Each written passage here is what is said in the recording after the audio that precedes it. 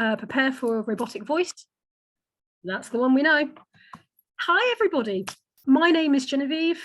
Feel free to call me Guinevere, as we've made bad jokes about the round table already so far. It is of that relevance. And thank you very much for coming to Crafty Crows for May, our very special event focused on two incredible headliners for this afternoon. So just a few pointers for housekeeping. First off, while you aren't on the mic, can you please have your mic on mute? That makes sure that we don't have any interference with poets and we get to sort of celebrate everyone. And you absolutely can clap after they have read. I will give the signal to say so and I'll make sure they have too. This event is being recorded, as you've just heard. So please only share poems that you're happy to have been recorded for publishing. And open mic for poets, please make sure you're keeping to a 3-minute slot so we can get around everybody.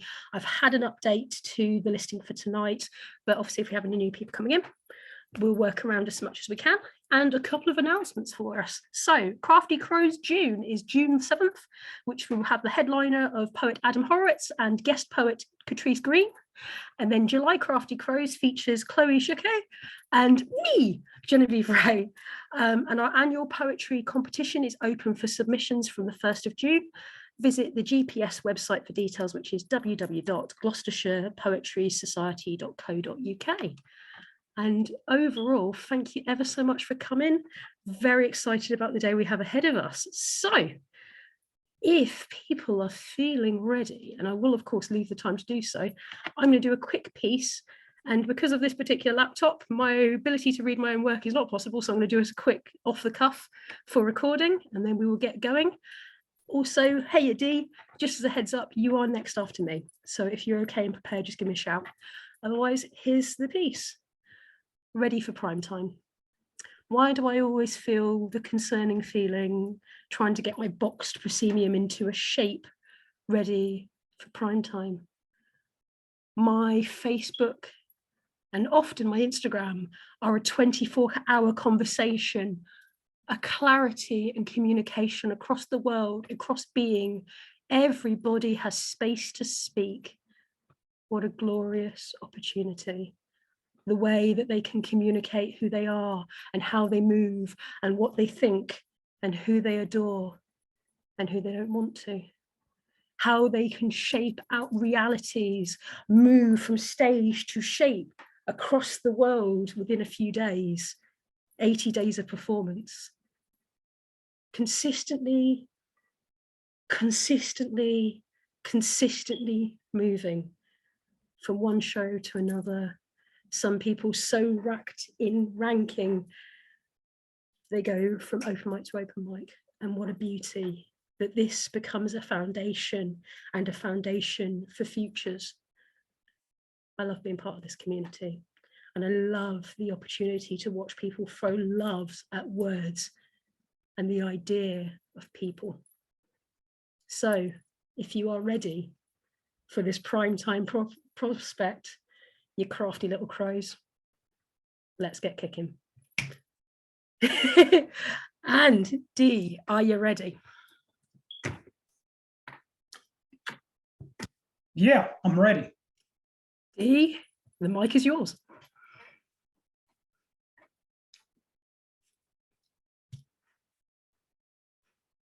Whoever's doing tech for this particular open mic tonight, I'd like to use the share screen feature, please. Jason and I will sort that for you now. Oh, thank you very much, everyone. Oh, share screen works. Let's rock and roll.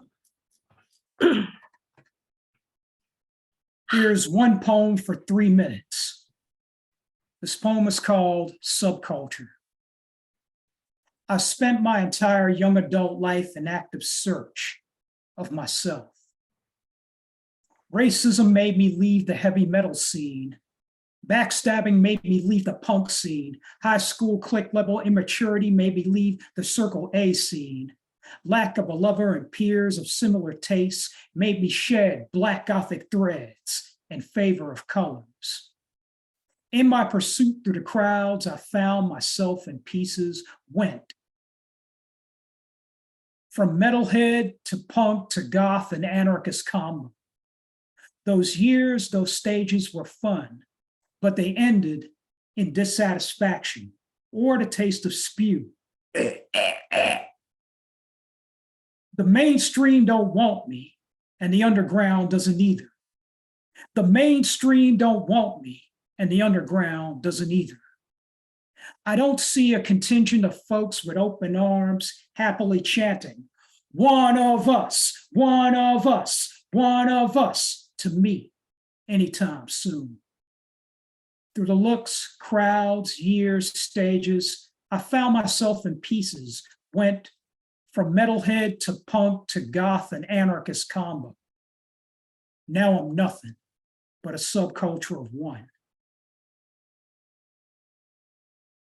And that poem was called Subculture for Barbara Mercer and Darren J. Beanie of Flight to the Dragonfly and New Jersey, USA poet Nick Paleologos, published in Flight to the Dragonfly #5, June 2022, and Fevers of the Mind, May 24th, 2022. Subculture. From this mic to your ears, I'm D. Allen. Thanks for listening. Absolutely fantastic, Dee. Well done. Anyone who would like to applaud, feel free. Gorgeous. Absolutely gorgeous. What a start. Right. Oh, I love it. Everyone saying lovely to listen to. A subculture of one, but what a subculture, D. Lines. Love this. Right. Rolling on down. Do we have Agata Palmer? No, she's not. I'm going to message. She may come maybe in a bit later. That's fine. I will roll on through. Michael, are you good to perform, good sir? Oh, I'm as good as I'm going to get. Okay, well, always wonderful to be here. Thanks for providing this great space. Let me see. I'm going to do a couple pieces about pets. This first one is for the founder of Tumblewords out of El Paso, Texas, who sadly is no longer with us. It's called Invisible Dogs for Donna Snyder. On a couch, invisible dogs, not invisible, camouflaged on leather, snuffling, snorting, while Donna reads the rules. Their stories, tragic comedies, outlast the human that loved them so fiercely. And then this one is a personal pet story called Claim Me, Tame Me. You've almost surely passed. You would be almost 20 now, ancient for a feline, but maybe not. You are still, to me, that proud kitten who walked up the hill with your sister and made me yours. Claim me, tame me, pulled me out of hurt with constant purr nestling or following on slow hikes with Sham, watching us coughing by the side of the road, footstep close, keeping me safe, ever vigilant. And when we moved away one mountain over, you adapted better than me, even without your sister. Then the long journey to Poughkeepsie, where I left you with a woman I did not love, but knew loved you as an extension of me. As I flung myself on westward, away from and toward and torn, sure I would not see you again. And I was right. 20 years is nothing. You are my sweet kitten forever, walking up in dreams, claiming me, taming me. Okay, thank you very much. Beautifully done, Michael. As it happened, the little tune, she went beautifully with your cadence anyway, so making it all work. What a gorgeous piece. And actually, what gorgeous pieces. Thank you ever so much. Right. And continuing down the thing. Oh, lovely photo there as well. Next, we have Lauren. Lauren, are you ready to perform? Are you happy to go? Yeah. Can everyone hear me all right? Clear as day. Fabulous, fabulous. So I just have the one today.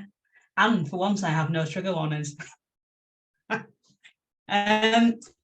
So some of you might know I am asexual or ace, so I decided I would write about it. So this poem is called Ace. Asexuality. It's not a card to play or a choice I make. It's me, my sexuality, not a flaw in my character or something wrong with me. It's an opportunity for puns, but not to be abusive. Flag in 4 colours, purple, white, grey and black. Being ace isn't wearing a particular suit made of cards. It's not made up, definitely not a phase. An identity to be celebrated, to show that love isn't strictly for sex or restricted to romance. More love than just these kinds. Being ace, it's shown me love exists all over in different forms.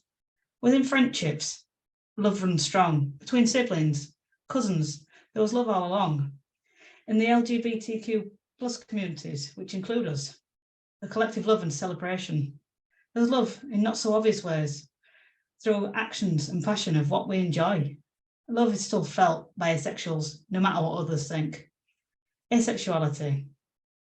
It's defined as not feeling sexual attraction, not defined as being a freak or frigid or devoid of giving and receiving love at all. Asexuals are amazing. I am ace, that's who I am.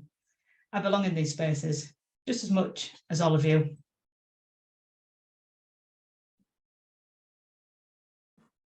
Absolutely beautiful. Thank you for that, honestly. Yeah, that's what I love.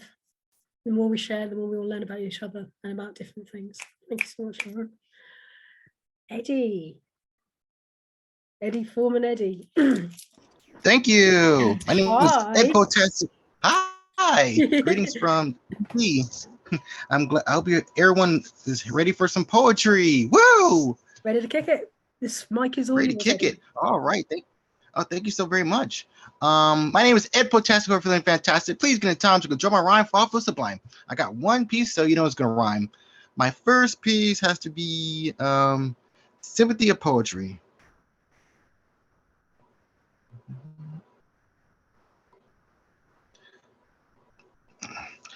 Poetry is lively than any sunflower rose, without any explanation or logic goes.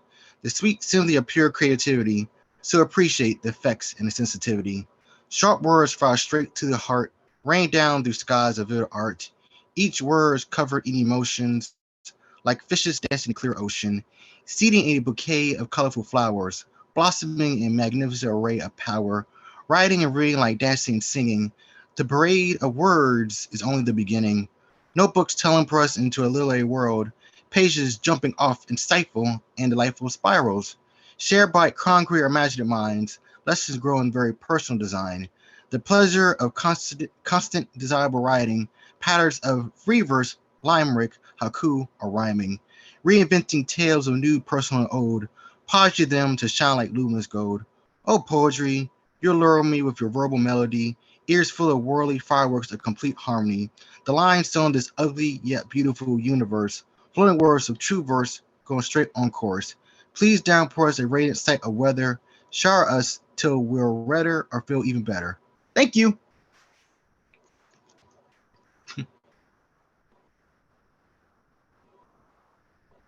Let me unmute myself. Sharp as always, Eddie. Sharp as always. Thank you ever so much. We are steering on through, people. Thank you so much for really amazing pieces, man. So what a start. Well, if she is ready, dear Special K, Kim, you are next. Hey, guys. What's up? All right, so I got some new shit for you. And here we go. This one is called, I don't have a title yet. I think it's going to be called The Rose. But we'll see. If you look at it with your eyes wide shut, you will know it is a rose. Your fingertips will pass over thorns, and you will know all roses have thorns. You will shout it out. This is a rose.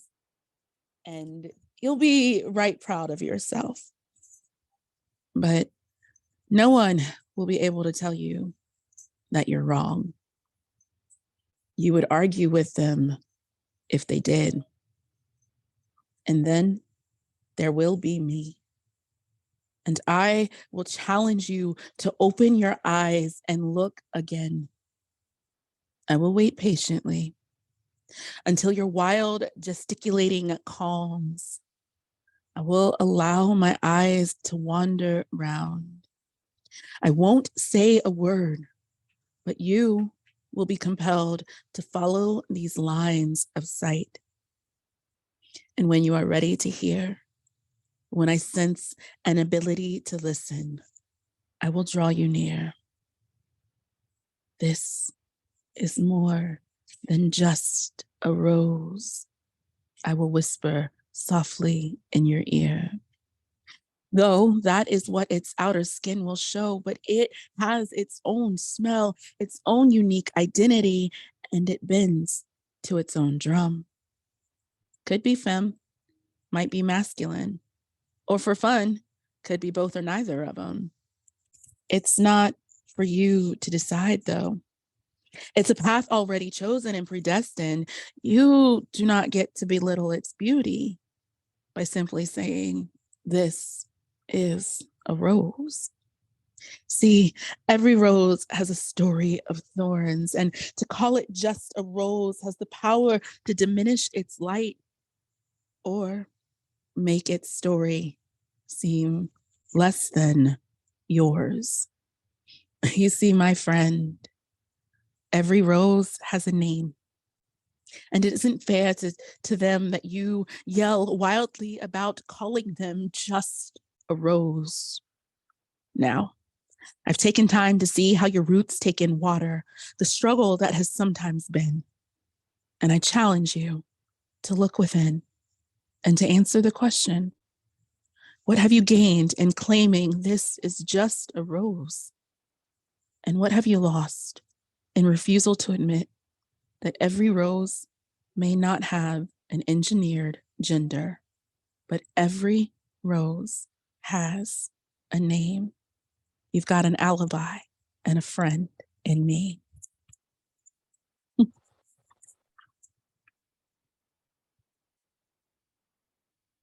A new rose I indeed. love you, mate. I'm just interrupting for that one word. I love you. Big loves. Take it, Ashley. Honestly. Gorgeous, wasn't it? And that's brand new, yes? Yeah, I actually wrote it the day of my show or the day after my show in London or Peterborough. That incredible. Absolutely incredible. Thank And you. the lovely thing is you are a wonderful intro to one of our stars of tonight, Edalia Day, an incredible artist who I'm very honoured actually I've got finally a chance to actually see you in person. If you are happy for me to intro you and we do your slot. Ooh, Edalia, can you hear me? Yeah, that sounds great. Yeah, Fantastic. sorry. Then let me read your bio. Edalia Day is a transgender spoken word artist, animator and theatre maker based in Norwich. Trained at Lecoq and Alra, her spoken word is full of energy and theatrical flair, and her theatre combines comedy, live music and interactive projection mapping. Since lockdown, she's produced several successful projects combining animation and poetry, working with the Young Vic and Harrogate Theatre, which is where I'd heard about her before, and Theatre Royal Norwich. Her work has featured at Sundance Film Festival in the US and Zebra Poetry Film Festival in Berlin. Currently, she's making an animated YouTube sketch comedy show about trans people, a book about a trans girl surviving the apocalypse, and a trans version of Shakespeare's Pericles. Everybody, can you put your hands together for Edalia? The mic is yours. Nice. Thanks very much. Hello, everyone. Ooh, I'm big on my screen. Exciting. So yeah, thank you for that gorgeous intro. I couldn't have written it better myself. That's good. This is such a joy to be with you, and the poems so far have been really gorgeous and wonderful.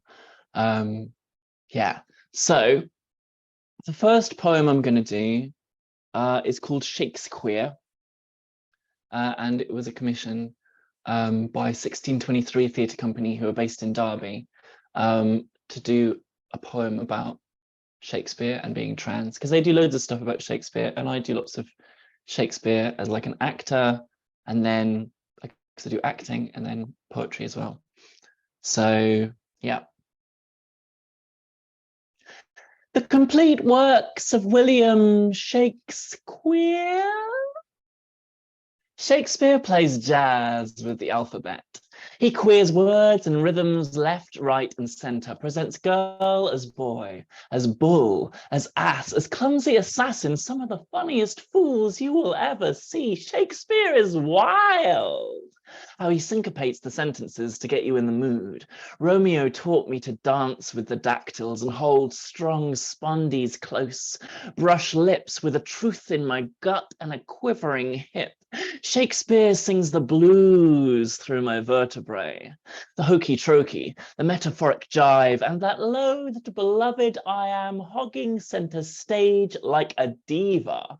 Honestly, echoing Giulierti's famous opening speech aged 23 is the first time I remember feeling free.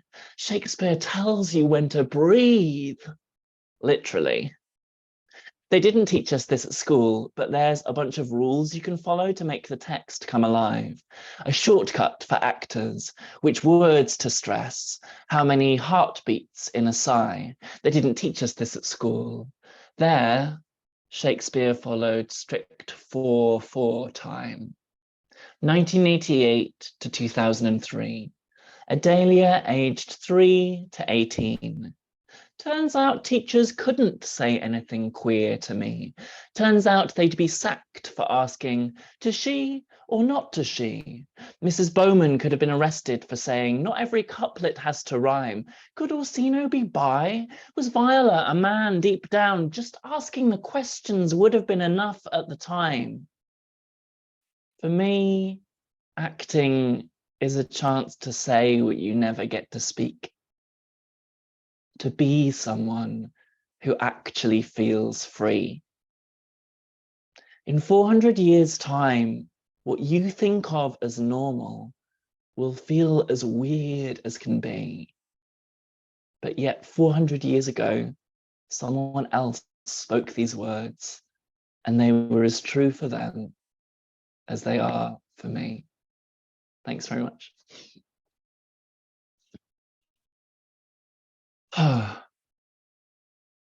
Yeah, so that's about Shakespeare. I forgot to mention also about section 28, the thing in the UK from like, I gave the dates in the poem, like the late 80s to the early noughties, where it was illegal for anyone in a school to mention gay people or trans people or anything in that thing.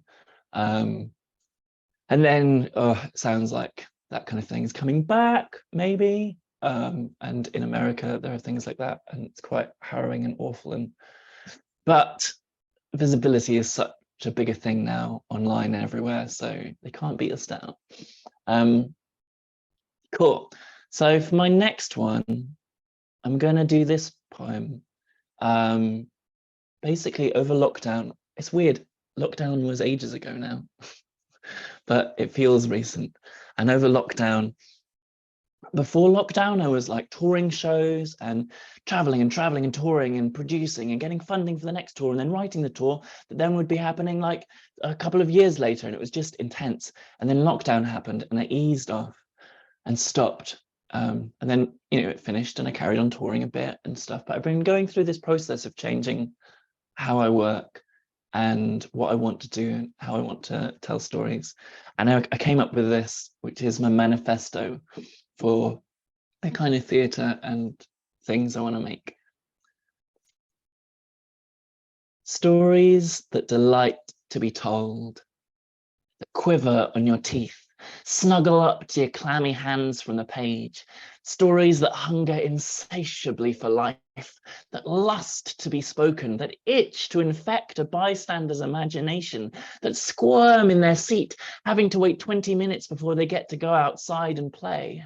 Stories, tales, tragedies, barely spoken dreams, fond frissons, the projection of your soulmate on that guy you just bought shoes from, fantasy, vulgarity, indifference, blasphemy, outright lies. I want to tell dreams into existence. I want to paint reality in a way that makes it visible even to people that get paid not to see. I want to gently bleed truths from hearts that long ago said they'd never even beat again. I want to hug you, each and every one of you, wrap you in a blanket of cozy charm, and feed a feast of fable, a story sandwich, the most juicy, succulent, firm-crusted, gooey parable pie. I love pies. If you don't, feel free to replace it in your mind with a pie-free substitute. I want to dish out a banquet of wonder, more than enough to go round. Everyone gets their fill, and what's left over you take home to tell your friends, your lovers, and anyone you see in need of a good yarn, whether reimagined or still hot from tonight's unveilings. I want to start small, but then before long, you are gripping the railings in excitement, gnashing your teeth with wild abandon. How could she do this? Yes, with the triumphs, and no, don't marry him. Let us gasp together. I want to start small, but then by the end, we've been around the world and back again, whatever that means, whether traveling to another dimension, or just stepping into the house next door. I want to ask you to trust me, to go where I go, to step into the unknown. Don't worry, I've been here before. I know how it ends. Take my hand. Give it back to me once you're done with it. I need it for writing. Think of it as a deposit and follow me. Thanks.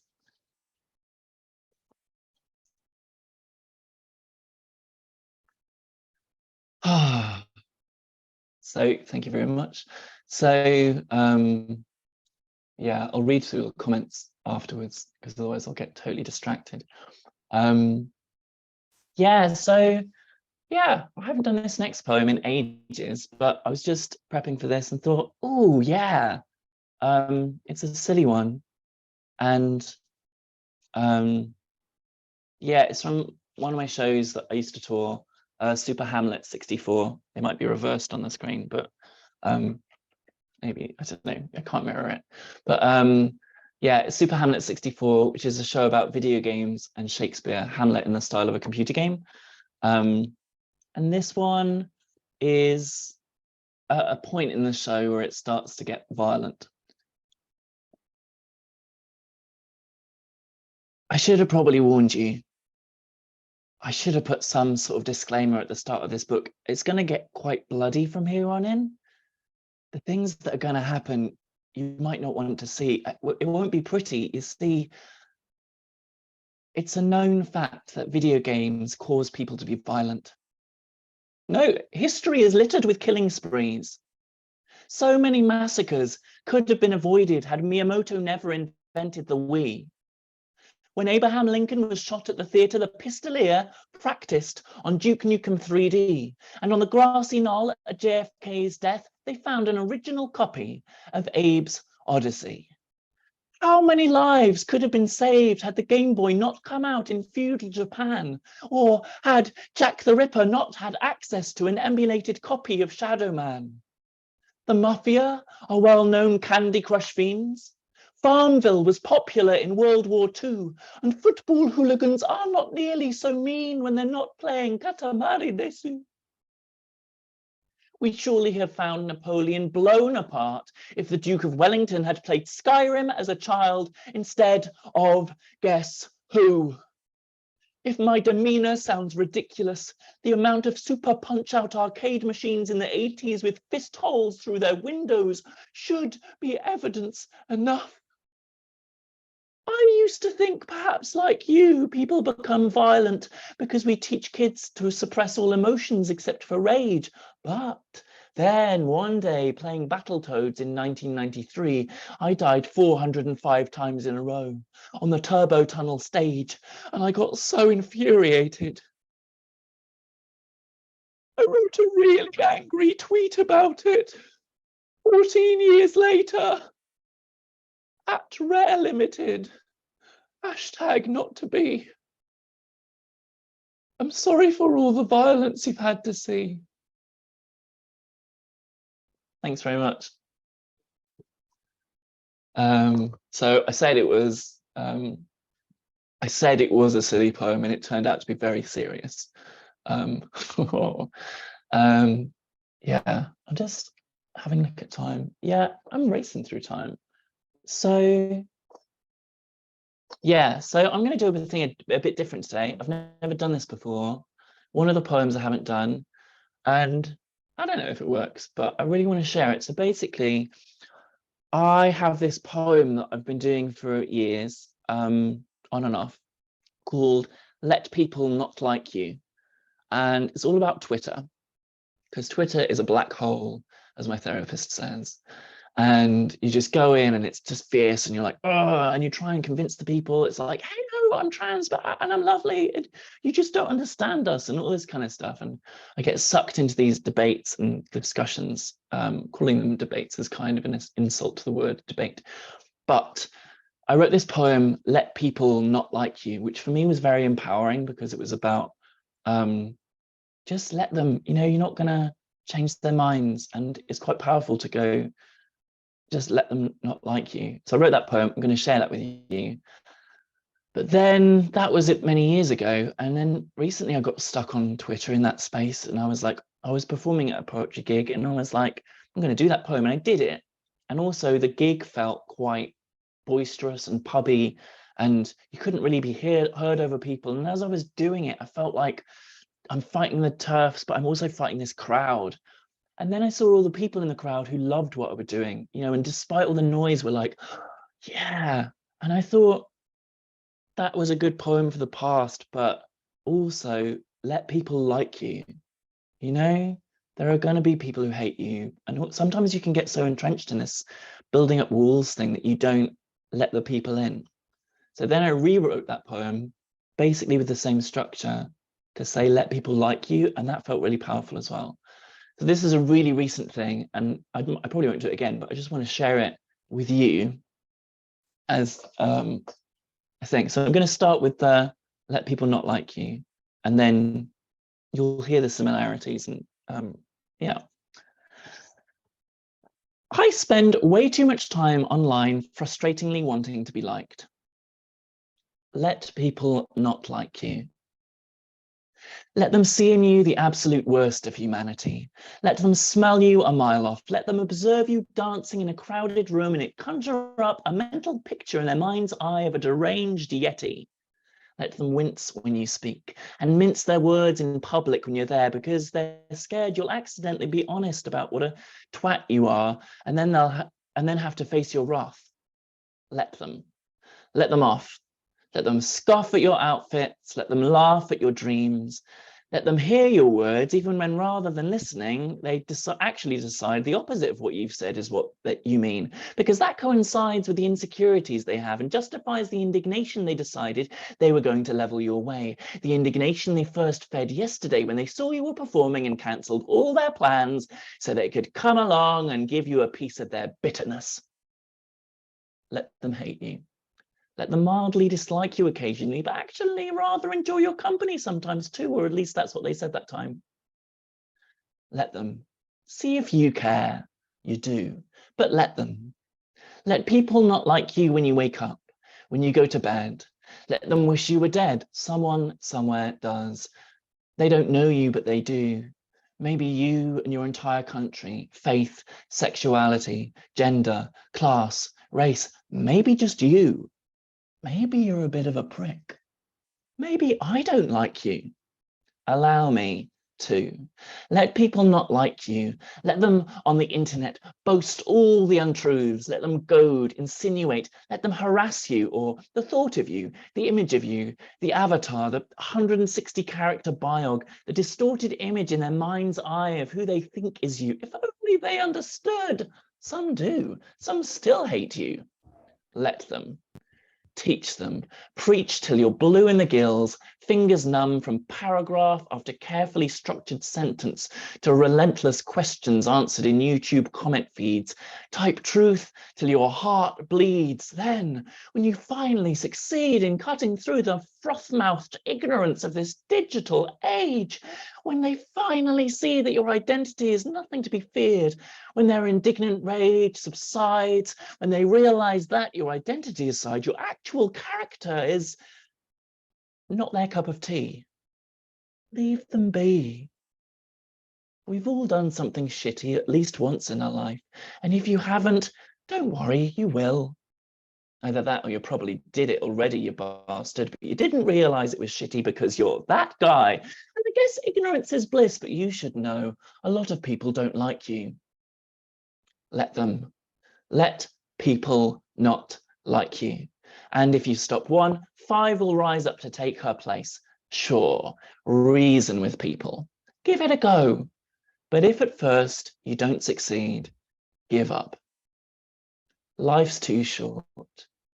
You can't please everyone. And they're probably a dick anyway. Thanks. Oh, yeah. Oh, this feels good. So now I'm going to do the opposite poem, Let People Like You, which is very much the same poem, but you've heard the story behind it. It feels nice to perform it. Oh. I'm proud of how much I dismantle my walls and let people in. Let people like you. Let them see in you the absolute best of humanity. Let them smell you a mile off and just know you're going to be great. Let them observe you dancing in a crowded room and it conjure up a vision in their mind's eye of a goddess, taking time out of her busy schedule to experience the beauty of existence. Let them swoon when you speak and stammer their words in public when you're there because they're so enamored. They worry they'll accidentally confess their undying love to you and have to awkwardly accept your happiness back. Let them love. Let them smile at your outfits. Let them sigh hearing your dreams. Let them listen to your words and just get you. Let them delight to see your performing. Let them celebrate your joy. Let them love you. Let them find you mildly amusing occasionally, but actually rather enjoy your company mostly too, or at least that's what they said that time. Let them. Let yourself care. It's lovely. Receive it happily. Let people like you when you wake up, when you go to bed. Let them wish you were in theirs with them. Someone somewhere does. Maybe they love your entire country, faith, sexuality, gender, class, race, maybe just you. Maybe you're a bit of a catch. Maybe I like you. Allow me to. Let people like you.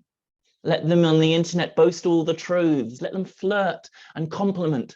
Let them praise you or the thought of you, the image of you, the avatar, the 160 character biog, the distorted image in their mind's eye of who they think is you. If only they understood. Some do. Some still love you. Let them. And the others? Teach them. Preach till they're flooded with charm, fingers electric from paragraph after carefully structured sentence to excitable questions answered in YouTube comment feeds. Type truth till your heart somersaults. Then when you finally succeed in cutting through the froth-mouthed ignorance of this digital age, when they finally see that your identity is nothing to be feared, when their indignant rage subsides, when they realize that your identity aside, your actual character is actually their cup of tea, let them. Leave them be in their new feeling of happy. We've all done something wonderful at least once in a life. And if you haven't, don't worry, you will. Either that or you already did it, you dark horse.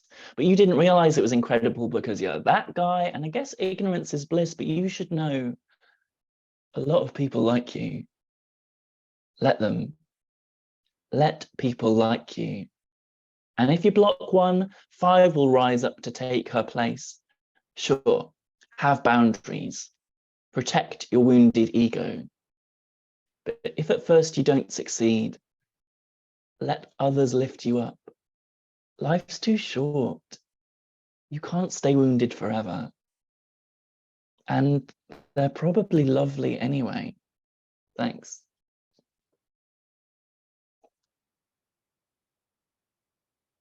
Wow, that was cool. I've never done that before.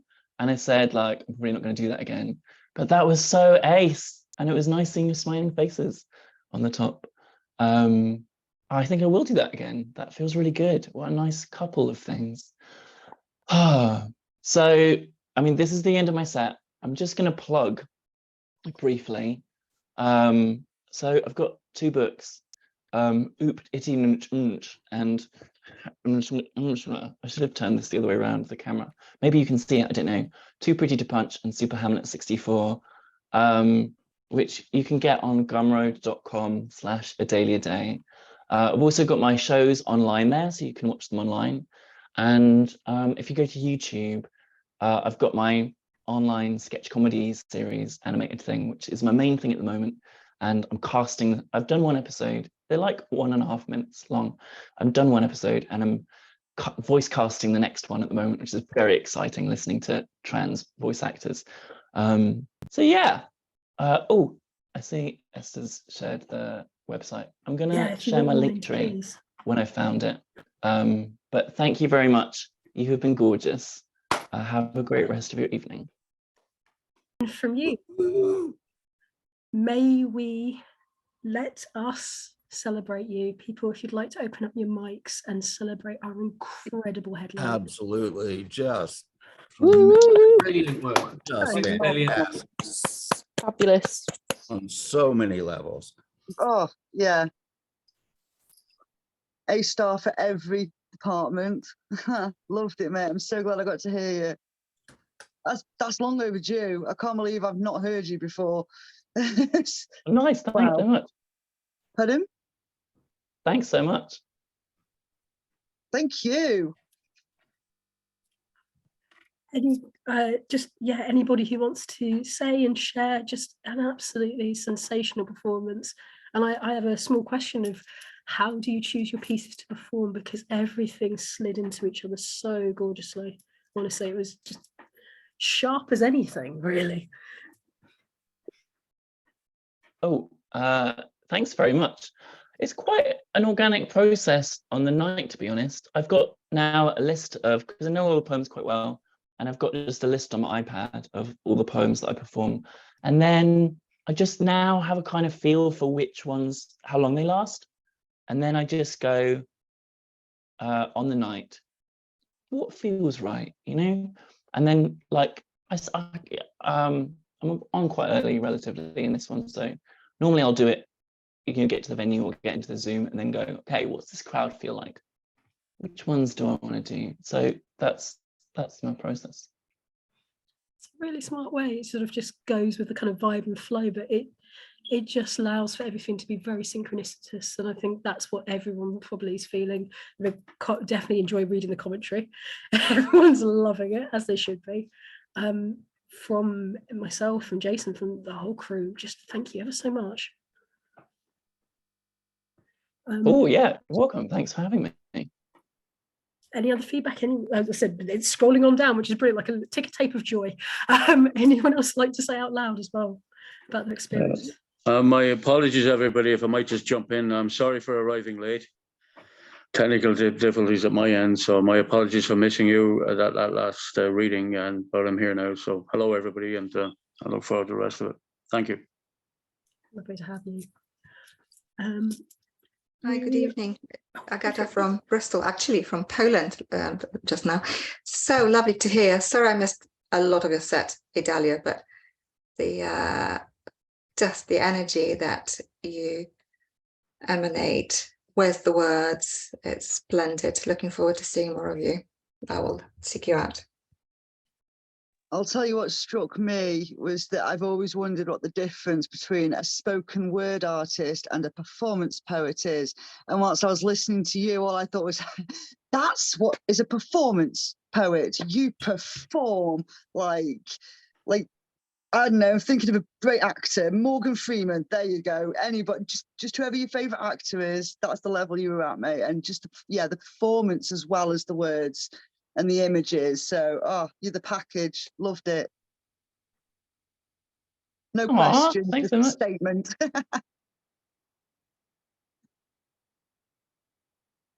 Okay, saying, oh, I echo that. I think perfectly put.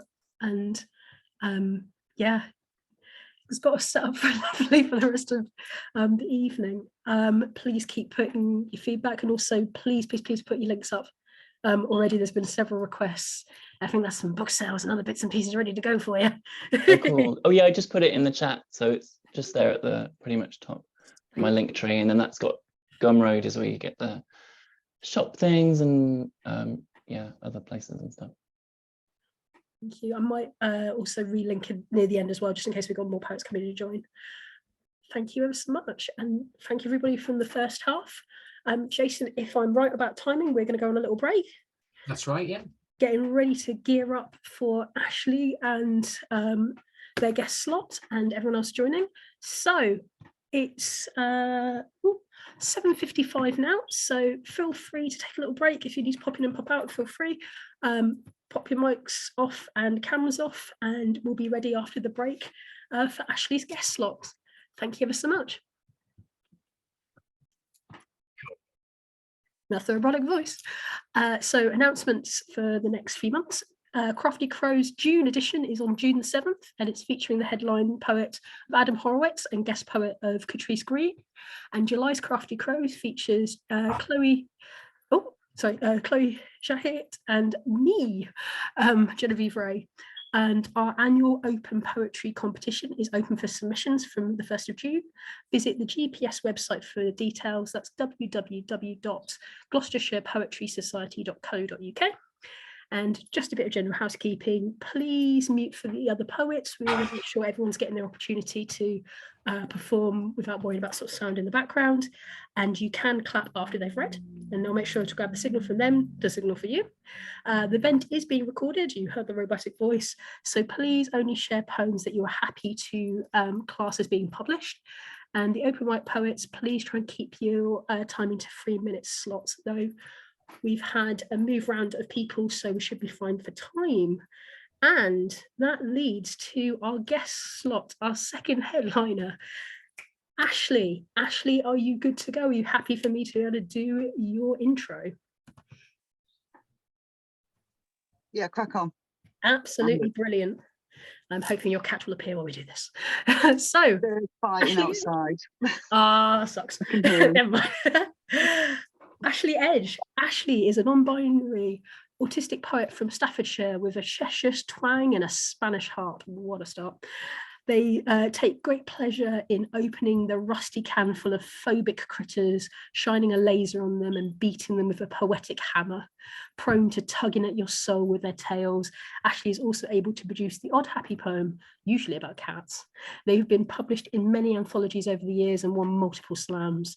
A fan of all poetic styles on the stage and on the page, Ashley's debut collection, These Days, is out now, available on Amazon, or direct from them.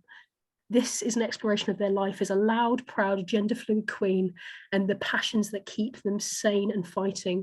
Already today, enjoying just chatting to them. Please get your hands out, clap away, because this is Ashley Edge. Hello, everybody.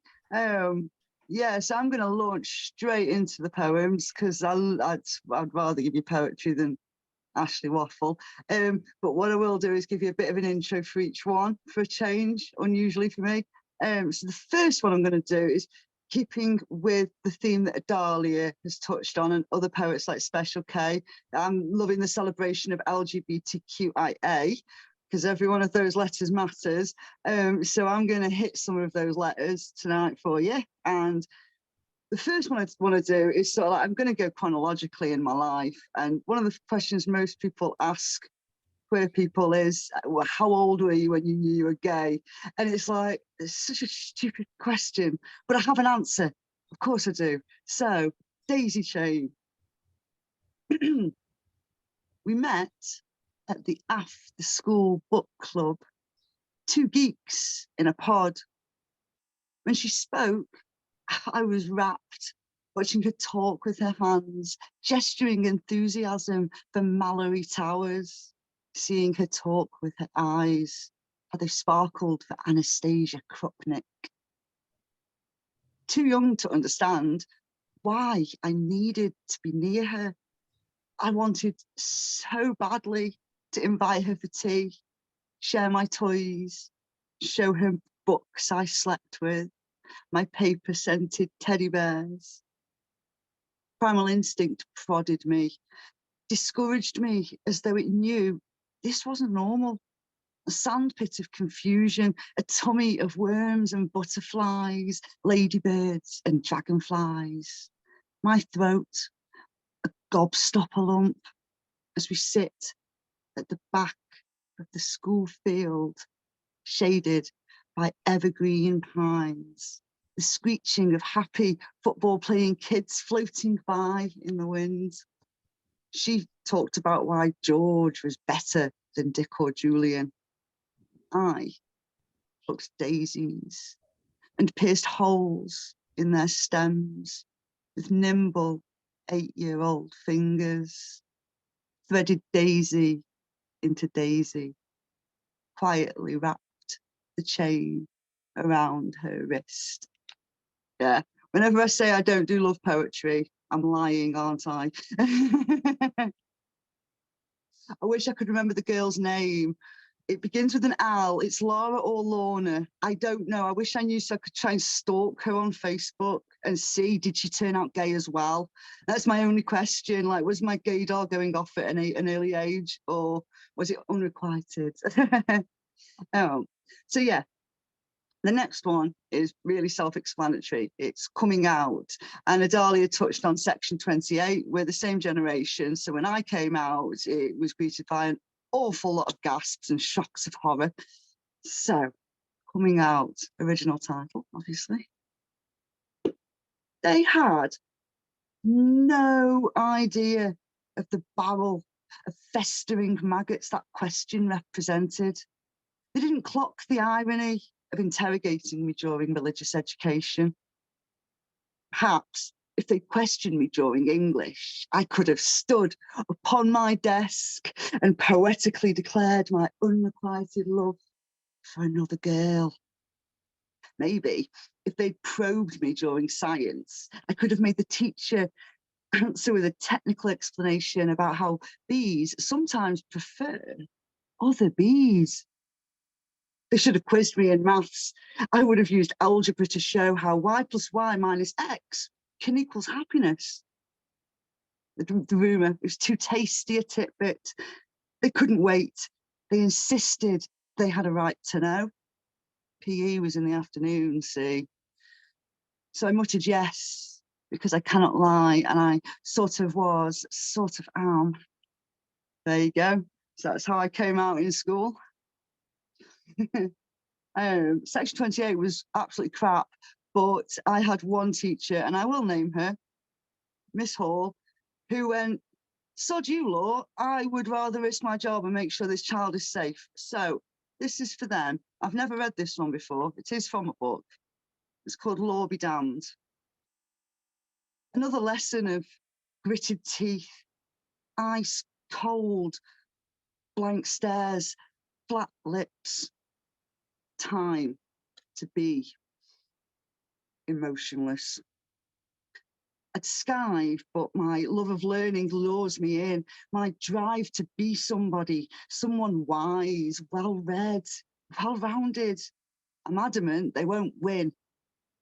I draw in the wind, fill my ears with the sound of waves crashing into rocks until it drowns the sounds of insults and catcalling. There is a line It might be invisible, but it's there. And he tripped over it as he tipped the contents of the bin on my head. As pencil shavings poured through my blouse into the gap of my bra, as crumpled tissues bounced off my head, as a pen fell to my desk and splattered ink on my book, I snapped.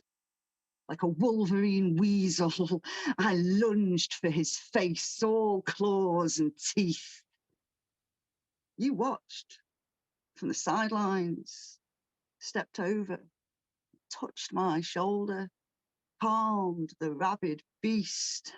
You spoke out, refused to condone, insisted on punishment for him and help for me. There are some good ones out there, aren't there? So they deserve to be recognised. So I'm going to skip straight to another coming out story. I'm lucky I've got more than one. I've come out as queer and I have come out as non-binary. So this is my non-binary coming out story, gender fluid. I never used to think about it. I tried as a teenager, but only because someone asked me, do you want to be a boy? No, I don't. I don't want a dick. The idea sounds rather claustrophobic. I felt offended just because I wasn't girly or femme, just because I hated the draft the dress gave, the access it suggested, just because I hated makeup, the sensation of closed pores and gunk in my eyes. I felt ridiculed just because I preferred boxers to thongs, trainers to platforms, hoodies to cardies, just because I paid attention to the footy scores, ignored boy bands and pop charts, obsessed over Ronaldo, not Robbie. I felt wounded, made to feel an outcast because I hung out with lads for their personalities and hung out with girls for their scent. Why did that mean I must want to be a boy? Why? I never used to think about it. I tried as a 20-something, but there was no word, or no word that worked. Tried on a couple, tomboy, androgynous. The words fit like baggy jeans. I felt that sneaky breeze creep up my ankles and down my ass crack. I heard the grip of wind whispering, these are not your clothes. These are not your words. They call me an attention seeker, say I do it to stand out. They tell me to adjust, conform. Life will be easier, have more acceptance and less abuse. I refuse. I cannot wear another skin. The itch is unbearable and sends me insane. I cannot be another sheep. I do not bleat. I prefer to roar. So here I stand, neither boy nor girl, as I tell you that gender was constructed from the human urge to label and file, to hang a tag from your ear like a cow. Here I stand, a circle, not a square. Here I stand, neither man nor woman. Here I stand, neither one nor the other. So there you go. I've got one more for you, but I need a drink. So, something that hasn't been touched upon tonight, but anybody that's trans, especially non-binary, in fact, no, all trans people, the mispronouncing is doing my nut in, really. I've been mispronounced so many times today. So I'm going to do this poem in honour of that. And it's my last one. So I hope you've enjoyed. They said, he said, she said, but she said nothing because she is they, despite what he says. She said, he said, well, he is no more. They are Z and your disrespect appalls. They said Z said because they listened and respected. They said he said because he confirmed he's a he. They said we said to listen and learn, to evolve those words that tumble from your tongue. They said we said pronouns make a difference. It stings and burns when you dare to call me she. See, when I say I'm neither, that's entirely my choice, my prerogative, my life, my sense, myself. When I say I'm ze, it hurts my heart to be rejected. When I say I'm they, it boils my piss to be dismissed. So if he said, she said, when she is they, the ignorance is shaking from the turf with the mouth. If she said, he said, when he is no more, we will respond as a pack and by louder for our rights. There you go. Oof, yeah. Quick promo. Every one of those poems, except the last one, which is about a month old, it's that new, are from my book that you mentioned, Those Days, These Days, and you can get it from me by DMing me or online on Amazon. Dead easy, so it doesn't matter what country you're in, Amazon should ship there, mate. Oh, and we've got a cat finally. There Yes, just in time. Just in time. We've got a Leonard. Say hello. Please, please, please put the link in so we can get book sales flying. People are going to want to be reading. Will do. I'm also on TikTok now as well. So if you watch videos on TikTok, my poetry is out there on there. So I'm releasing like one a week at the moment. I've only got so much content, you know, just got to be careful with that stuff. Great book. Go for it, Gerald. Straight in. Great book. Oh, thank you, Gerald. Loving the testimonies. Big loves, man. Absolutely sensational. The power of artistic poets and just once again sliding in piece by piece, story by story. Gorgeous. Mentioning your question earlier on the line of performative to spoken, do you sit yourself in the middle? Do you see yourself in all directions? How do you view on that? Because it was a brilliant question from earlier anyway. Yeah, for me, I feel like I'm not a natural actor, so especially being autistic, so I struggle to show emotion. I don't always get it right. I would say I'm more spoken word because I wouldn't compliment myself enough to say I'm a performance poet, but this is something that I strive towards at the moment. So you're an incredible, elegant storyteller, honestly. And thank you for performing. As I said before, open up those mics. Please do the applause. Share your experience. Woo! Well done, Ashley. Yeehaw. Superb. Fantastic. Thank you. Any feedback? Well, Ashley already knows. I think they're fantastic because I've asked them to feature on an open mic I'm running on Sunday. So if you want to see them again, just say poetry as well. And it will be different themes. It'll be the neurodiversity side. So I love that set. Thanks, Ashley. Wow. I'm looking forward to it. I don't normally perform in the afternoon. That's how much I love you. Oh, yes, it's a 1 p.m. to try and get more people across the globe. It's a good idea, especially for a Sunday afternoon. Yeah. Perfect, yeah. There's other events. We can all go to Blot afterwards. So. Just going to say there's other stuff going on in the evening, so yeah. Yeah. I saw your name on the list. I don't even think I asked to take a slot. Oh, well, he's put you on the list, mate. Would you like to, by the way, Kate? What, today? Yeah.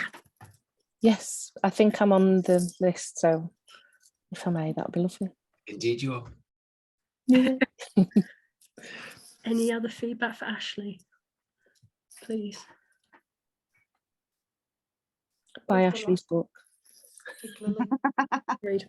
Just inspirational as always, Ash. Just yeah. Oh, I'm so glad you came, Jamie, at such short notice as well.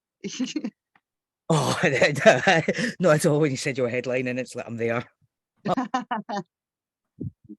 Big hugs, man. It was marvelous. Absolutely marvelous. Oh, so are you. I loved your poetry. It touched me really big time. I mean, you always touch me anyway, but especially with that poetry. I felt I'm glad you liked it. with it. Yeah, Mum. That's what we need. Well, yes. Also check your messages because I sent you a message. Because you Oh, said have I DM haven't you. checked messages or anything yet. Sorry, I was a bit busy. Really, I hadn't noticed. Funny that. You have all the space now. Yeah, I'm going to now. The love is big. The love is big. Thank you. Absolutely. And I just love it when people are amazing storytellers. It's just already I feel fed. It's a term from both. Before we roll on to the next part of the open mic, is anything else you'd like to add in? Any other bits? Any other shouts? I'm just gonna chuck my links in there for you because I'm on TikTok and I'm also really approachable on Facebook and stuff. So if you're a fellow poet, then you get an ad. It's only weird stalkers that don't get added. So all you lot would. Yeah, that's ashleyedge.poet, and you can find me on any social media with that as the handle. So yeah, I'll chuck some links in a sec for you after I've read all your nice messages. Well then, I will roll on to the next part of our open mic then. Kaffel, I'm so sorry, I've not met you before, so I'm sorry about the poor pronunciation of your name. But if you are ready, I know I left a little message for you. You are open to come on stage. Fantastic. The mic is all yours. All right. Okay, fair enough. Thank you very much. First of all, may I apologize again for being late. Hopefully it won't happen again, but I'm glad to be here and sorry I missed the first part. Well, we've got 3 minutes, just one poem for you. It was influenced by W.B. Yeats's poem, Sailing to Byzantium. So if you know that poem, you might see similarities to it, but here we go anyway. It's called Beyond Byzantium. The times of beauty and of grace are gone, when towers of the mind are fallen stone, and singers of the song now stand alone, in tattered rags and withered to the bone. When prittle-prattle of idle chatter fails to charm and to no longer matter, while Yeats keeps watch beneath Ben Bulben's eye and wonders where the beauty lost must lie. Beyond perhaps golden Byzantium, beyond the boundaries of human fire, to show how far from beauty we have come, to turn again towards that burning gyre, to light again creation's sacred spark, renewed again and kilned just like fired clay, that we may cast again our living work to Byzantium's sages for a day. That's it. Thank you for listening to me. Back to you. Thank you, everybody. Thank you so much, Kaffel. And that's a beautiful piece. Moving through our reset line, Agata, we have moved your slot to here. Are you happy to perform? Hi, thank you, Genevieve. Good evening, everyone. Lovely to see you. Let me just make sure I can see you and my text. Are you happy for me to do one short poem in 2 languages, Polish and English? Absolutely. I do it in Polish first. It might set it will be within 3 minutes. No worries. Thank you. And so privileged to be following so much talent and beautiful performance. This is after a book of qualities by Ruth Kendler. So here's the Polish. Anybody here speaks Polish? No. Okay. Radość to migrantka. Ćwierkająca zięba. Mały pakiet piosenek ze skrzydłami zebry. Obiecuje zostać, ale nie zostaje. Odchodzi, kiedy się do niej przyzwyczaisz w domu lub odważysz się wziąć ją za pewnik. Jej piosenka to hamak dla moich uszu. Czaj na spierzchnięte usta, grzanka orkiszowa z miodem. Obiecuje zostać i nie zostaje. Moja radość w przepływach. Pozostawia garść muszelek. One się czasami rozsypują, roztrzaskują, chrzęszczą pod moimi stopami. And now the version you can understand. Joy is migratory. A chirping chaffinch, a small bundle of song with zebra wings. It promises to stay, but won't. leaves you just when you get used to it around the house, or dare taking it for granted. Its song is a hammock for my ears, chai for chapped lips, honey on spelt toast. It promises to stay and won't. My tidal joy leaves handfuls of shells. Sometimes they scutter, stutter, shatter under my feet. Thank you. Beautiful in both translations, may I say. Thank you so much, Agata. I'm now quite excited because I haven't seen J. Rose Anna in almost 2 years of fine performances, so I'm so grateful. J. Rose, if you're happy, this mic is yours. Thank you. First time here, everyone, so lovely. This is called She's Trans, Don't Panic. She's trans, don't panic. She didn't beam down from another bloody planet. Besides, Mercury's too far away, and Mars and Venus, oh, you've got your own problems, don't you? But let me tell you that she shines, and she shines like a firefly. And why? Because she's found the answer to that ultimate question of life, her life, the universe and everything. And no, it's not 42. I'd never do. You see, the question is rhetorical. Who am I and who are you? And you know, it's the ultimate quest we all live to pursue. It's the one precious thing. It's a metaphorical ring, and it fuels her soul and it carries her through. And she went for the red pill, but she was offered the blue. No stranger things could ever be true. And her days are not easy. That's a different truth. But really, how easy was your day for you? And she may be a slightly different shape, but don't we all live on the same planet as the bloody apes? So don't panic, stay calm, laser set to stun. She won't do you any harm. You may get a friendly smile, perhaps a close encounter, maybe a subtle glance sometime under the counter. Or not, because she's just going about her day like you in pretty much the same ordinary way. Hasta la vista, can she find a sister? The only thing that really makes her stand out, well, except being totally fabulous, of course, is trusting who she is on the inside and wearing it on her outside of her closet and her world and her body and her soul. And isn't that really what makes any of us whole? Besides, where she's headed, we don't need roads, because her hope could fill a cosmos of black holes. And she likes watching science fiction shows and reality television, reading fantasy stories and meeting up with friends, watching Eurovision. She's not a hitchhiker, she's no magic spells, she has no special Doctor Who can explain all the technical transy-pansy stuff you want to define her. But not even a TARDIS could hold all the love inside her, or make sense of all the changes her heart compels, searching for home, ringing the bells, bring out your dead, it's an apocalypse, words collide as they fall from her lips. Brains, brains, well, why don't you? And yet today, somehow, she made it out of her own front door, make a note on the bloody Minority Report. She's not the last of us, but she's on a strange new world, that's for sure. You go, girl, you pioneer your very own space odyssey. You're making a quantum leap off to face the real world once again. And we're right behind you, or at least fairly near. Ex machina, but beware the Doom Patrol. And the question is, will she make it home safely? Red light, green light, silently running. You shall not pass. The fear of the many outweigh the acceptance of the few, but ignore the needs of the one. Only she can't hang on, she can't phone home. Things are impossible until they're not. Until then, she's alone. Fact over fiction and hate over fact. Spotlight to ghostlight, she faces the abyss. Ready Player One, no extra life. Who wants to live forever in a world of constant strife? You see, in a world of non-fiction, the odds are stacked against her.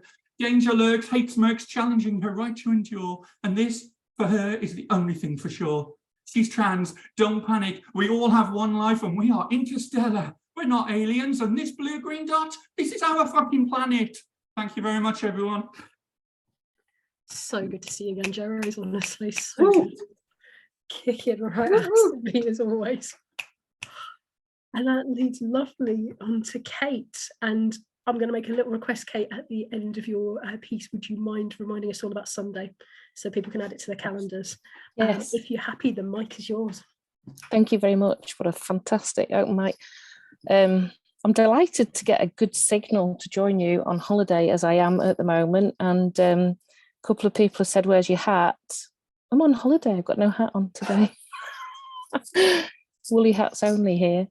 These prompts, these poems come from the prompts that I've been running for NaPoWriMo, which were all neurodiversity themed, and hence the open mic on Sunday. So I'll just give you a little intro, because they're only short poems. The first one is "What If?" And I ask people to finish the sentence or write a poem that describes how divergent thinking shows up for you. So this was mine. What if we led with kindness? What if we understood our own blind spots? What if we found compassion for our own weakness? What if we grew in strength and purpose? What if we loved without reciprocity? What if we lived without animosity? What if we cared for all humanity? What if? And the second one is invisible. For those neurodivergent folks who have ADHD, there's a kind of phrase, if I can't see it, it doesn't exist. And I applied that to poetry and business. So invisible. You don't see poetry in business, so it doesn't exist, yet it does. Poetry is truth. When you seek the one truth, the beauty of a perfect ratio, the joy of the win-win scenario, the plan everyone wants to follow, it was a poetic way of thinking that made it so. And then this isn't from the prompt, but because it's the only Shakespeare referenced poem I've got, and I was inspired by Edalia, it's called "To Be or Not to Be." To be a poet is to know rejection. To be a poet is to know failure. To be a poet is to know criticism. To be a poet is to know not knowing. To be a poet, because there is no not to be. Thank you. And if anyone's interested in joining the open mic on Sunday, it's to celebrate neurodiversity in all its forms. And you're welcome to come along and share a poem on the theme of neurodiversity. And we've got features of Ashley, who's going to pick from their neurodiversity themed poetry, so different pieces. And then Lauren, who's on the in the room today as well, will be doing some pieces from her book as well. So I'm delighted because they both contributed to the NaPoWriMo open prompts, as some other people did here as well. I love you all. Come along and join us at 1 p.m. on Sunday. I'll put a link in the chat. Thank you. Thank you so much, Kate. And if people can, please join, especially to support Ashley and Lauren and Kate. I'd really love to, but I might be on a roller coaster at the time, so I'll try. It could be complicated, but I'm kind of willing to give it a go. Right, they say behind every great woman in a fancy dress is a fantastic coordinator. I would like to hand over the mic to our absolutely fantastic organizer, leader, and to us curator, Jason. The mic is yours. Thank you, Genevieve. Right, I've got a brand new poem tonight that I performed the other week at the opening event of the Cheltenham Poetry Festival. And Jay mentioned about there's only one planet, so there's an eco theme for this. It's called "This Is Not a Time to Be Romantic." On my weekend quest from Simmons' yacht, I drift with the playful silts of Dean and all the unseen woodland spirits of this place that whisper along this well-trodden route, beyond the spot where tourists battle and the ferry gladly pay to board, and the inns brim with much chatter and flutter as birds cast shadows outside and warble warnings.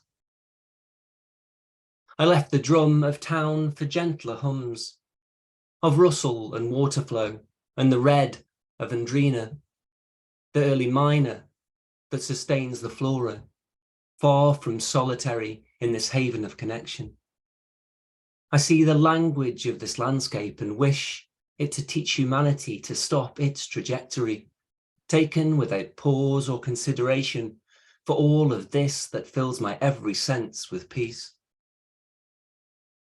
I seek enchantment of fight and sides to bathe in, to wander this outstanding place of beauty where she awaits, where allium ursinum regales with her April snow that weaves like the wye, as she dazzles my urban eyes that long for this sweet contemplation of fluid moments passing, while I search for self amidst wonderment, this forest and river of timeless incantation, where she dances through trees to celebrate the ancient wisdom that awakens in bud, as I bite garlic flowers as delicate as our future.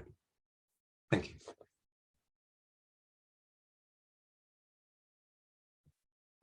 Elegant, absolutely elegant, Mr. Conroy. Well, we move to our country squire. Sir Gerald, are you ready, sir? I am, and I'm going to start right up to date with a poem about the Tudors, Henry VIII in particular. I'm right up to speed. This is called Pledge. They're closing down the monasteries and chopping off the heads of papists. They are burning women and quartering men. The king's daughter is attracting attention. Some people still don't believe she's a bastard. But until he gets a proper son, how can we be sure the kingdom will survive? Meanwhile, Thomas Cromwell interrogates and Cranmere sits on his purple cushion. There is a rumour the Archbishop is secretly married. Thomas More is dead, of course. He would not pledge allegiance to the king. Such a small thing and insignificant, which history will eventually forget. Thank you. I offered to read that on Saturday and they turned me down, but I don't know why, but apparently they did. The other thing I was going to mention, I was at the Birmingham Transport Summit, which you're all very interested in, I'm sure, about low transport neighbourhoods to get more people instead of cars. And what I didn't expect it to be as exciting as it was, because I go to these things and we talk about cars and people being able to move around. But all the anti-vaxxers have all got in on this and think their freedoms are being taken away. And they were there heckling some poor guy from Brussels who'd come to tell us how they were helping people to be able to walk around and children to be able to play on streets that used to be full of cars. And being British, of course, I got very angry and wrote a poem. And this is it. It's called Anti-Vax. If I could bottle your anger, I would. If I could stopper it up till the world's end, I would replace it with a kind of light which restores equilibrium. If I could settle your rage, turn it into peace, I would content myself that doing that is the best I can achieve, making right your curled up lip, the hate in your mind keep. If I could, I would not ask myself why, I'd make your grim determination bend.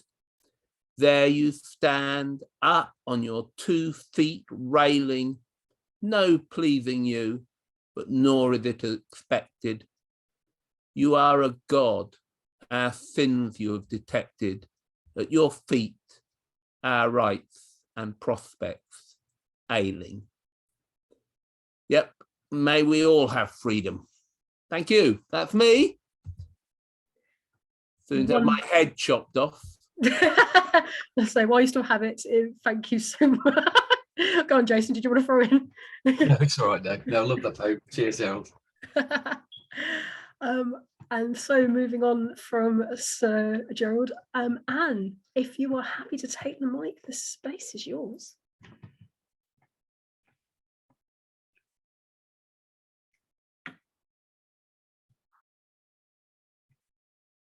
That's better. Every time I tried to unmute, I was accidentally clicking mute again. That's why I haven't been commenting in the chat, because I'll probably send the laptop flying. Okay, this one's called Pride. The taxi driver's a made-up character based on some kids I've taught. That was their ambition, but a lot of the rest of it's true. Okay. Took the train for a date, pulled into the station running late, so hopped into a taxi. Driver says, "Hello, miss, remember me?" I looked at the dash, saw his name on the badge, and next to pictures of his kids said, "Yeah, hello." I remember him, one of the popular kids who bullied anyone not like them. He asked, "Where do you want to go?" I didn't want to tell him, so I replied, "The Hippodrome." Thought I could walk the last bit. Said, "That gay pride there last week. Pervert party, I call it. Don't like them dirty bastards in my cab. When they having straight pride?" I shrugged. "I don't know. I won't go in there in a 10-minute ride." He asked if I was still teaching, and I said, "No, I've got my own business," and I was wishing he'd mind his. I said, "I'm doing creative writing," and he says, "Oh, I like bubble writing. I was good at that." Yeah, I remember he did a title page and didn't get much further. "I write stories and poems," I said. It was another misconception I wouldn't be able to correct. So he told me about an idea he'd had, regaling a tale about some Jack the Lad. Said, "Well, I was glad we didn't have much further to go. You can have that one," he said, just as we pulled in. I paid, quick. Didn't leave a tip, waited till he was out of sight. Met my wife in a friendly bar, felt much safer there, away from prejudice and stares. Onto a restaurant, table in the corner, waiter came over, took the order, said, "Had you used to be a teacher?" I said, "Yes, but that was a long time ago." He said, "Yeah, I know, but I never had the chance to say thanks." I was shocked when he went on to say, "If it hadn't been for you, I think I might have ended my own life." I could tell he remembered it well. He recalled how hard it was just because they thought he might be gay. He was the object of their hate, the hurtful things they'd do and say because he wasn't like them. I'm doing well now. This is my second job. I'm a model as well. It was good to see his smile. It all came flooding back. I'd given him a safe space, helped him escape. And I thought about the taxi driver and thought that's why there's still a long way to go. By year 9, when I encountered him, his bigoted ideas were well set in. And how he'll pass it on to his kids if nobody interrupts this cycle of prejudice. And I hope someone will be there for their victims. Thank you. So powerful. Thank you, Anne. Which leads us to our final poet of the night. Howdy, Trevor. Would you be happy to take the mic? Absolutely, y'all. Okay, I'm going to try and squeeze in two, so I'll jump straight in. First one is called The Fairer Sex. It's sort of self-explanatory. Here you go. The fairer sex, what does it mean? Beautiful, shaped and dusted and busted and healed, lifted and separated. A woman every minute of every day of every south travelling year. A monthly grind, not fighting with fists, but messing with minds. We don't stand a chance. Alluring in red, soft and silky in satin, cool and demure in blue, dominant in black, yes, sexy black. You shepherd our eyes, our thoughts, our desires. It is yours to choose who travels the extra mile. So you smile, and we hope. We glide towards the next generation, heralding them in through a laboursome portal. Are they worthy, strong and true, protected and brave, a different version of you? Or just succumbing to the moment, the breathless, groaning moment? Let the devil be done, another gift from God. Your mystique is defined, fair, to do, busy bee, affair, to do, fun, but what's in it for you or for me? We just pick up the crumbs and move on.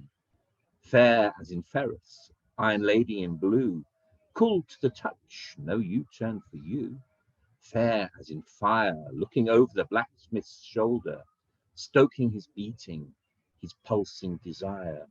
You lead a merry dance in your LBD attire, alluring in red, dominant in black, oh so cool in blue. But when the organ turns to grey, what is left? Drifters in the cosmos, sparks of thought, a genderless subconscious, just the same, just a me and just a you, confident in our skins.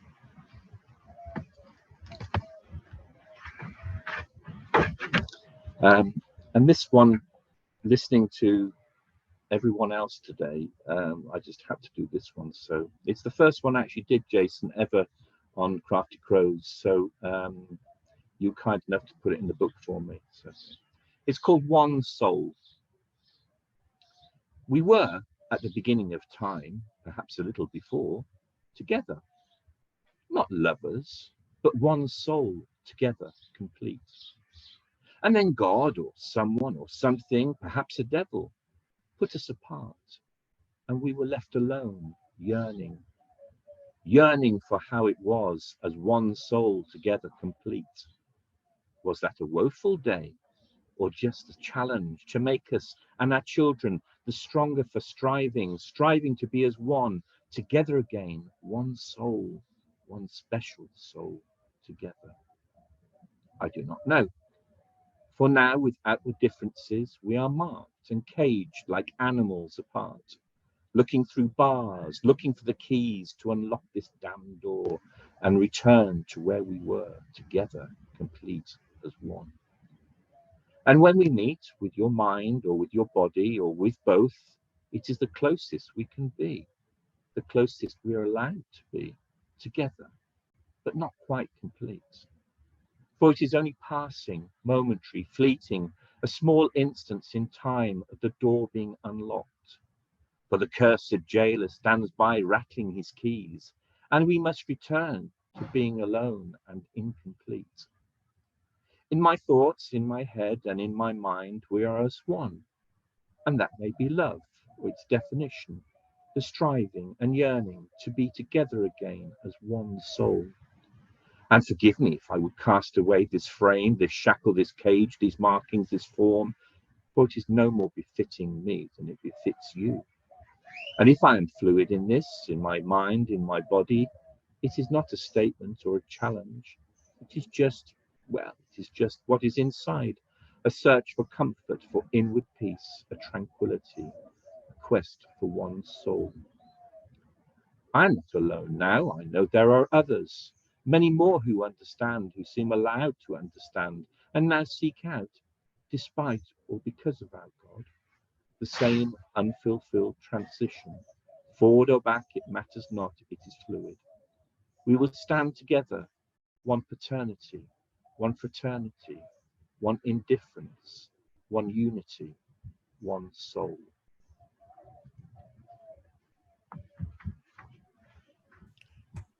Gorgeous bring around, Trevor. Thank you so much. Thank you. And it does indeed bring us to the end of tonight. I'd like to make another massive thank you to our two headliners, Edalia Day and Ashley Edge. Thank you both so much. I will make sure once again that we've got all the notes and links to your work, because I'm going to keep getting behind you. Thank you, Jason, for all your curating and making sure that I don't go off time. As always, you're an absolute legend. And to all of you for the most gorgeous pieces and the respect and kindness to each other and support. This is exactly what open mics are brilliant for. Thank you so much for making such a wonderful atmosphere. It has been a pleasure to host you today, and I hope you've had a lot of fun, a lot of laughter, a lot of emotion, and a wonderful time. Jason, anything I need to say before we wrap ourselves up? I think that's it, but if everyone can unmute and give a round of applause for Genevieve for hosting as well. Thank you, Genevieve. Done a great job. Brilliant, Genevieve. Thank you. Thank you, Jason. Superb. Thank you both. Thank you, everybody. Delight to be here tonight. I share the link to the open mic that I host. Oh, please, Anne. Yes, please.